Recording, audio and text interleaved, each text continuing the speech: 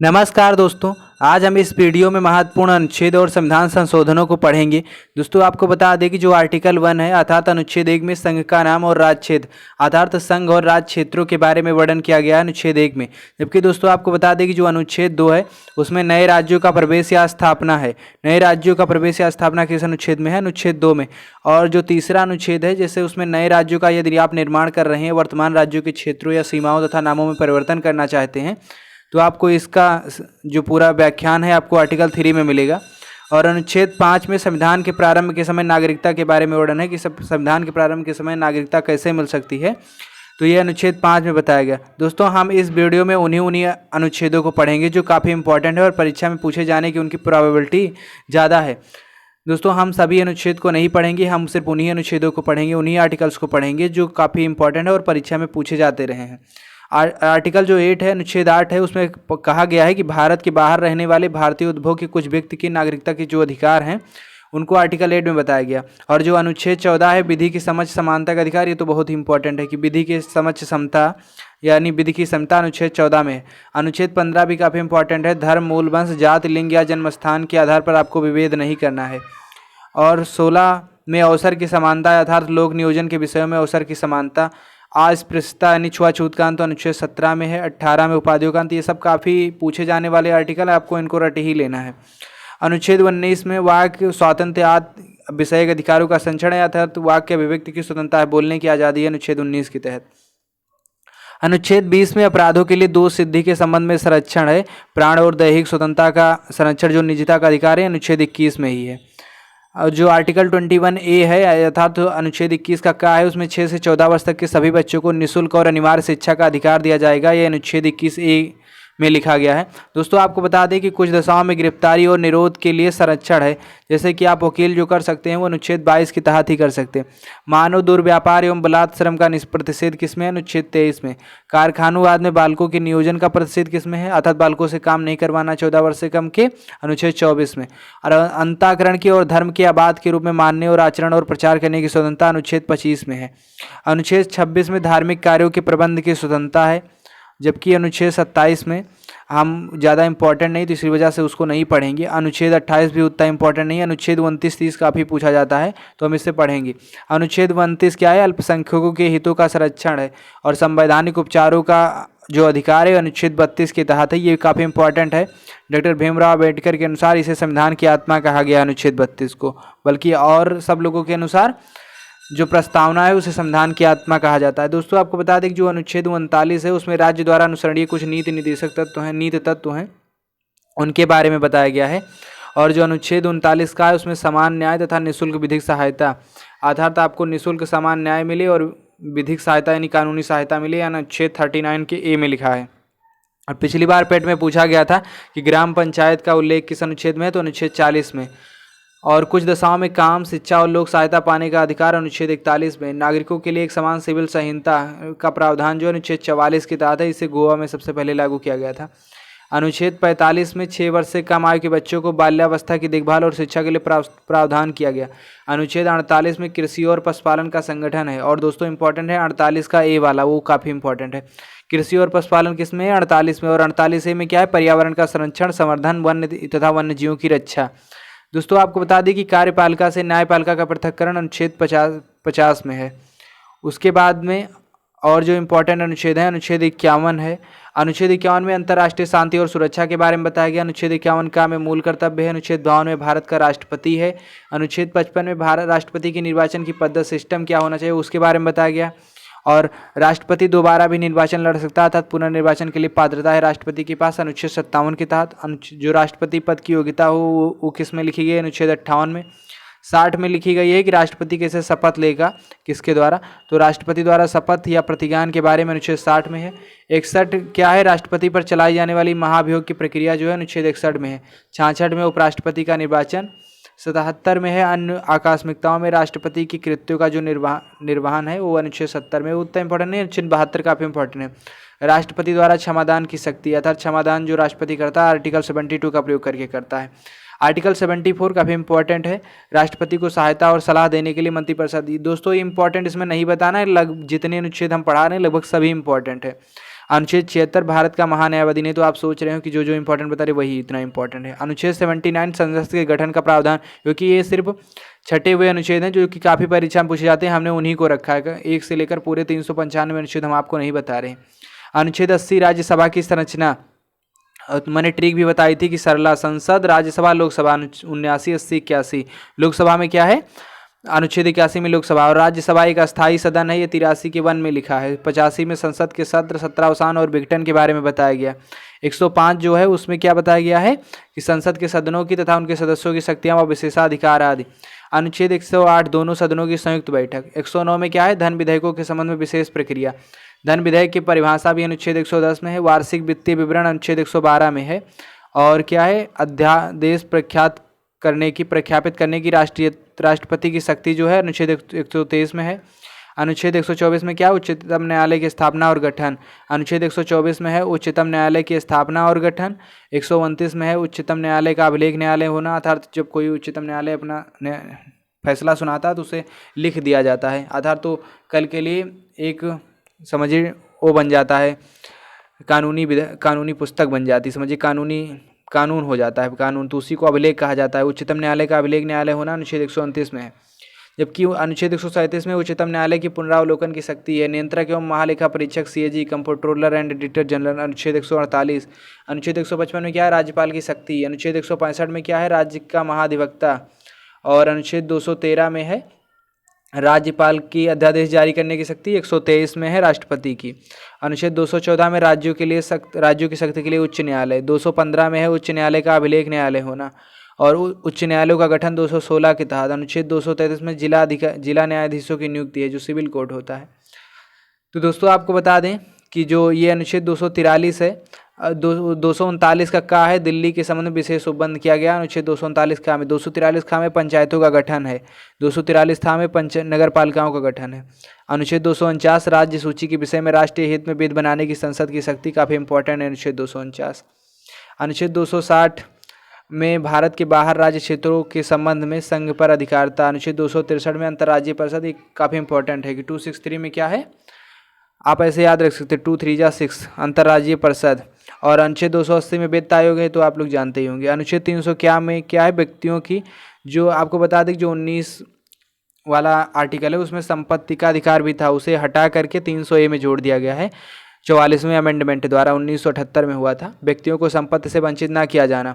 और अनुच्छेद 312 में अखिल भारतीय सेवाएं हैं। निर्वाचन आयोग अनुच्छेद 324 में। 330 में लोकसभा में SC ST सीटों का आरक्षण है। लोकसभा में आंग्ल भारतीय 331 के तहत किए जाते थे, अब खत्म कर दिए गए हैं। 332 में राज्य की विधानसभाओं में SC एवं ST के लिए स्थानों का आरक्षण है।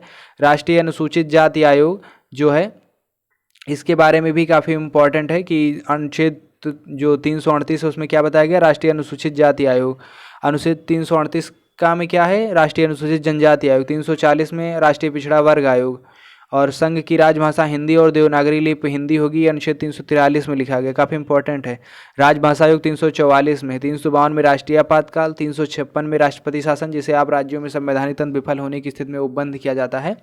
और अनुच्छेद 360 में वित्तीय आपातकाल, जो कि अभी तक कभी भी नहीं लगा। और अनुच्छेद 367 में संविधान संशोधन की जो प्रक्रिया है उसे बताया गया है। दोस्तों ये सब इम्पॉर्टेंट आर्टिकल हैं, तो इन्हें आपको सही से पढ़ना है। उसके बाद में हम संविधान संशोधन को पढ़ेंगे दोस्तों, क्योंकि जब आप पेट का पेपर देने जाएंगे 5 नंबर की पॉलिटी आने वाली है, तो सिर्फ इसी वीडियो से आपको 2 या 3 क्वेश्चन मिलने वाले हैं। कम से कम 2 या 3 या एक या 2 तो कम से कम पूछे जाएंगे आर्टिकल, और उसके बाद में 1-2 संविधान संशोधन से क्वेश्चन काफ़ी पूछे जाते हैं। तो प्रथम संशोधन अधिनियम जो है 1951 में हुआ था, पहला संशोधन 1951 में संविधान में जो 9वीं अनुसूची को जोड़ा गया है, ये सब पहले संविधान संशोधन द्वारा हुआ। इस अनुसूची में उल्लिखित विषयों को सर्वोच्च न्यायालय की न्यायिक पुनरावलोकन शक्ति से बाहर रखा गया है। जो 7वां संविधान संशोधन है, इसके आधार पर ये भाषाई राज्य वाला हुआ था। इसके द्वारा भाषा के आधार पर राज्यों का पुनर्गठन किया गया। पहले की 3 श्रेणियों को समाप्त कर 14 राज्यों एवं 6 केंद्र शासित प्रदेशों में विभाजित किया गया। 10वां संविधान संशोधन द्वारा 1961 में हुआ था, दादरा नगर हवेली को भारतीय संघ में जोड़ा गया। और 11वां संविधान संशोधन, राष्ट्रपति और उपराष्ट्रपति के निर्वाचन को उपयुक्त निर्वाचन मंडल में रिक्तता के आधार पर चुनौती नहीं दी जा सकती, ये नहीं है उतना। 12वां काफ़ी इंपॉर्टेंट है, पढ़ लीजिएगा। 1962 में है, गोवा, दमन और दीव भारतीय संघ में शामिल। लेकिन 13वां इंपॉर्टेंट है कि 13वां संशोधन अधिनियम 1962 के तहत नागालैंड के बारे में विशेष प्रावधान किया गया था। और 14वां संविधान संशोधन भी 1962 में हुआ, 12, 13, 14। पूर्ण पुदुचेरी भारतीय संघ में शामिल हुआ। हिमाचल प्रदेश, मणिपुर, त्रिपुरा, गोवा, दमन एवं दीव पुदुचेरी के लिए विधानमंडल एवं विधान मंत्री परिषद की व्यवस्था की गई। जो 21वां है काफ़ी इंपॉर्टेंट है। 21वां संविधान संशोधन, सिंधी भाषा को 8वीं अनुसूची में शामिल किया गया 15वीं भाषा के रूप में, क्योंकि मूल संविधान में सिर्फ 14 भाषाएं ही थी। बाद में 8 भाषाओं को और जोड़कर टोटल 22 भाषाएं की गई। तो 21वें संविधान संशोधन द्वारा 15वीं भाषा सिंधी को जोड़ा गया था 8वीं अनुसूची में। 1967 में हुआ था 21वां संविधान संशोधन। उसके बाद में 24वां संविधान संशोधन 1971 में हुआ। संसद संविधान के किसी भी हिस्से में मूल अधिकार में भी संशोधन कर सकती है। और उसके बाद में आता है 31वां संविधान संशोधन 1973। लोकसभा सीटों की संख्या 525 से बढ़ाकर 545 की गई। और ये 36 वाला काफ़ी इंपॉर्टेंट है, पूछा जाता है सिक्किम को पूर्ण राज्य का दर्जा किस संविधान संशोधन द्वारा दिया गया, तो 36वें संशोधन अधिनियम 1975 द्वारा दिया गया। और 42वां तो इतना इंपॉर्टेंट कि हम कुछ बता नहीं सकते। 42वां संशोधन अधिनियम 1976 में हुआ। इसके द्वारा प्रस्तावना में समाजवादी, पंथ निरपेक्ष, अखंडता शब्द जोड़े गए थे। और भाग 4 के का में नागरिकों के मूल कर्तव्यों को जोड़ा गया था। राष्ट्रपति की मंत्रिमंडल की सलाह मानने के लिए बाध्य किया गया था इसी 42वें संविधान संशोधन 1976 द्वारा। और जो 44वां संशोधन अधिनियम 1978 में हुआ था, उसके लिए राष्ट्रपति के द्वारा विधेयक को पुनर्विचार के लिए एक बार वापस भेजने की शक्ति भी प्रदान कर दी गई। और राष्ट्रीय आपात के संदर्भ में आंतरिक अशांति शब्द के स्थान पर अब सशस्त्र विद्रोह शब्द प्रयोग किया गया, जो 352 में लिखा है। तो पहले आंतरिक अशांति के आधार पर राष्ट्रीय आपात लग जाता था, लेकिन अब आंतरिक अशांति को खत्म कर उसके स्थान पर सशस्त्र विद्रोह शब्द रखा गया। संपत्ति के अधिकार को प्राप्त जो मूल अधिकार का दर्जा था उसे समाप्त करके अब इसे कानूनी अधिकार यानी विधिक अधिकार का दर्जा दे दिया गया। राष्ट्रीय आपात के दौरान अनुच्छेद 20 एवं 21 द्वारा प्रदत्त मूल अधिकारों को निलंबित नहीं किया जा सकता। ये 44वें संविधान जो कॉन्स्टिट्यूशन अमेंडमेंट हुआ इसी द्वारा हुआ था। और दोस्तों आपको बता दें कि जो 52वां है इंपॉर्टेंट है, दल बदल वाला। 52वां संविधान संशोधन 1985 में हुआ। इसके तहत संसद एवं राज्य विधानमंडल के सदस्यों को दल बदल के मामले में अयोग्य घोषित करने की व्यवस्था, इसके लिए 10वीं अनुसूची को जोड़ा गया। और दोस्तों आपको बता दें कि जो 52वां संविधान संशोधन था ये दल बदल वाला, ये काफ़ी इंपॉर्टेंट है। पूछा जाता है कि कब हुआ था, तो 1985 में हुआ था। कब हुआ था? 1985 में। और 58वां उतना इंपॉर्टेंट नहीं है। संविधान का जो प्राधिकृत पाठ है वो हिंदी भाषा में उपलब्ध कराया जाएगा, यही किया था। और 61वां इंपॉर्टेंट है। 61वां संविधान संशोधन 1988 में हुआ। नागरिकों को मतदान करने की जो न्यूनतम आयु उसको पहले 21 वर्ष थी, उसे घटाकर अब 18 वर्ष कर दिया गया। और 69वां भी इंपॉर्टेंट है, क्योंकि जो संघ शासित प्रदेश दिल्ली है को राष्ट्रीय राजधानी क्षेत्र का दर्जा प्रदान किया गया। इसके अलावा दिल्ली के लिए 70 सदस्यीय विधानसभा की व्यवस्था की गई। जो 17वां संविधान संशोधन अधिनियम है वो 1992 राष्ट्रपति के निर्वाचन मंडल में राष्ट्रीय राजधानी क्षेत्र दिल्ली तथा पुदुचेरी की विधानसभा के निर्वाचित सदस्यों को भी शामिल किया गया। और 71वां भी इम्पॉर्टेंट है। 21 और 71 और 92वां वाला इम्पॉर्टेंट है। दोस्तों ये इसलिए इम्पॉर्टेंट है क्योंकि इसमें भाषाओं वाले से क्वेश्चन काफ़ी पूछे गए हैं। जो ये 71वां संविधान संशोधन हुआ था, इसमें कोंकणी, मणिपुरी और नेपाली भाषा को 8वीं अनुसूची में शामिल किया गया। 71वां संविधान संशोधन 1992 द्वारा। इसे आप एक ट्रिक से याद रखेंगे, नमक मतलब नेपाली, मणिपुरी, कोंकणी। नेपाली, मणिपुरी, कोंकणी 3 भाषाओं को 71वें संविधान संशोधन 1992 द्वारा जोड़ा गया। उसके बाद में हुआ 73वां संविधान संशोधन अधिनियम 1992। इसी के तहत संविधान में भाग 9 तथा 11वीं अनुसूची जोड़कर पंचायतों को संवैधानिक दर्जा प्रदान किया गया। उसके बाद में 74वां हुआ, इससे नगर पालिका वाला जोड़ा गया। तो संविधान में भाग 9 का जोड़ा गया तथा 12वीं अनुसूची जोड़ी गई, जिसके तहत वो नगर पालिका वर्णन है। इसके द्वारा शहरी स्थानीय निकाय को संवैधानिक दर्जा प्रदान किया तथा नगर पालिका बनाई गई। 84वां संविधान संशोधन 2001 में हुआ। लोकसभा एवं राज्य विधानसभा सीटों के पुनर्निर्धारण पर 25 वर्ष के लिए वर्ष 2026 तक रोक लगा दी गई। अभी कुछ घटाई बढ़ाई नहीं जाएगी। 86वां संविधान संशोधन 2002 में हुआ। प्रारंभिक शिक्षा को मूल अधिकार का दर्जा प्रदान कर दिया गया। और अनुच्छेद 21 का के तहत व्यवस्था की गई कि राज्यों को 6 से 14 वर्ष तक की आयु के बच्चों के लिए निःशुल्क प्रारंभिक शिक्षा प्रदान करने की व्यवस्था करनी चाहिए।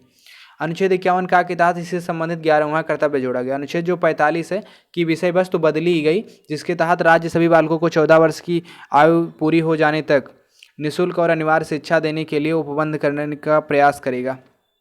दोस्तों आपको बता दें कि ये जो 86वां था ये इम्पोर्टेंट है काफ़ी, शिक्षा से लेकर है। तो शिक्षा को मूल अधिकार के अंतर्गत किस अधिनियम के तहत शामिल किया गया? तो किस अधिनियम के तहत? शिक्षा के अधिकार अधिनियम यानी मौलिक अधिकार के अधिनियम के तहत रखा गया। और 91वां और किस अधिनियम के द्वारा रखा गया, तो 86वें अधिनियम के द्वारा रखा गया और मौलिक अधिकार बना दिया गया। 91वां संविधान संशोधन 2003। दोस्तों आपको बता दें कि इसके द्वारा मंत्रिपरिषद के आकार को सीमित किया गया, जो कि लोकसभा की कुल सदस्य संख्या के 15% से अधिक नहीं हो सकती, जबकि दिल्ली में सिर्फ 10% ही। राज्य मंत्रिपरिषद में विधानसभा की कुल सदस्य संख्या के 15% से अधिक नहीं होगी, 12 की संख्या से कम नहीं हो सकती। 92वां संविधान संशोधन 2003। बोडो, डोगरी, मैथिली एवं संताली को 8वीं अनुसूची में शामिल किया गया। 21वें द्वारा सिंधी को, 71वें द्वारा नमक, नेपाली, मणिपुरी, कोंकणी भाषा को जोड़ा गया और उसके बाद 92वां संविधान संशोधन 92 कॉन्स्टिट्यूशन अमेंडमेंट 2003 वाला हुआ, तो बोडो, डोगरी, मैथिली एवं संथाली, तो आप इसे ऐसे याद रखेंगे, महेंद्र सिंह धोनी का बल्ला, महेंद्र सिंह धोनी का बल्ला इंपॉर्टेंट है, याद रखिएगा। मैथिली फार महेंद्र सिंह फार संथाली, तो महेंद्र सिंह मतलब महेंद्र से मैथाली याद कर लीजिएगा, सिंह से संथाली, मैथिली संथाली। महेंद्र सिंह धोनी, धो फार डोगरी, डोगरी भाषा, और बल्ला फार बोडो, तो बोडो, डोगरी, मैथिली एवं संथाली आप याद रखिएगा। BDMS भी आप याद रख सकते हैं, को 8वीं अनुसूची में शामिल किया गया। इस प्रकार 8वीं अनुसूची में वर्णित 22 जो भाषाएं कुल 22 हो गई। 57 जो 97 कॉन्स्टिट्यूशन अमेंडमेंट 2011 में हुआ, सहकारी समिति बनाने का जो अधिकार है अनुच्छेद 19 का के तहत मौलिक अधिकार बन गया। ये इंपॉर्टेंट है, पूछा जा सकता है, क्योंकि अब की बार सहकारिता मंत्री बनाए गए थे अमित शाह। सहकारी समितियों नाम का भाग 9 खा में जोड़ा गया। 100वां संविधान संशोधन से क्या हुआ, 2015 में हुआ था।